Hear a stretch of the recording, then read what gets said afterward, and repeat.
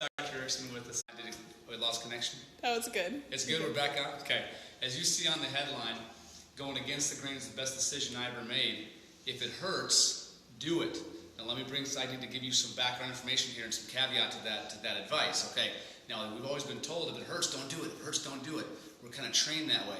In certain situations, especially with tendon problems, if they've been maladaptively healed, or you have a pain with an arc, like it hurt, no, yes, that hurts, and then you're past it, and you've got a bad tendon in your shoulder, a bad tendon in your knee, a bad tendon, say, in your the back of your heel, your Achilles, or something like that.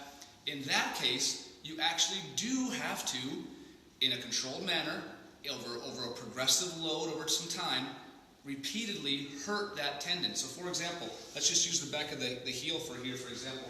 I want to come over this way with me. It hurts me to play tennis. It hurts me to do calf raises when I'm in the gym and I'm trying to squat and do heavy things or go down. You actually do want to get on that squat machine with the bars here and come down on it and let it come up and then transfer the weight over and then go down, and what's called eccentrically or negatively load that tendon, and it's going to hurt every time.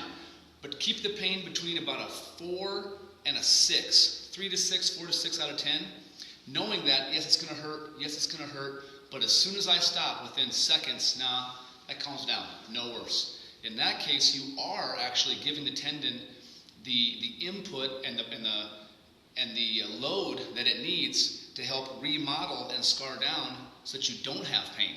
If you let it rest and don't do anything to it, yes, it won't hurt at that time, and the pain will go away temporarily while you're doing nothing.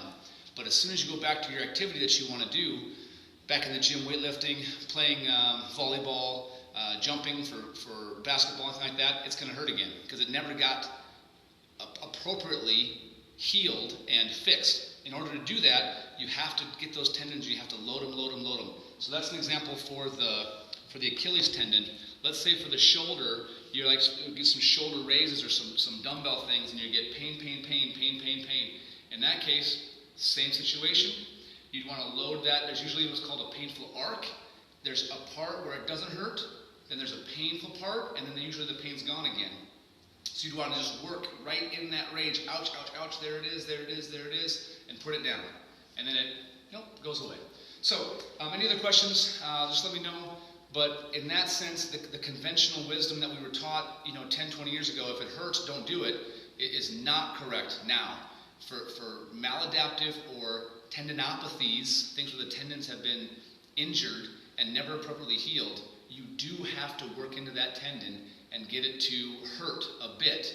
Not so much that it lasts, that it aches, and it keeps you up at night, and you reintroduce an inflammatory phase where it's just constant ache. That's too much. But there's a fine line where you want to walk down that fine line where you need to do enough to work that tendon and actually get some changes. Not so little that does nothing, and not so much that you're irritated. But that's just some advice for today on tendons. Thanks.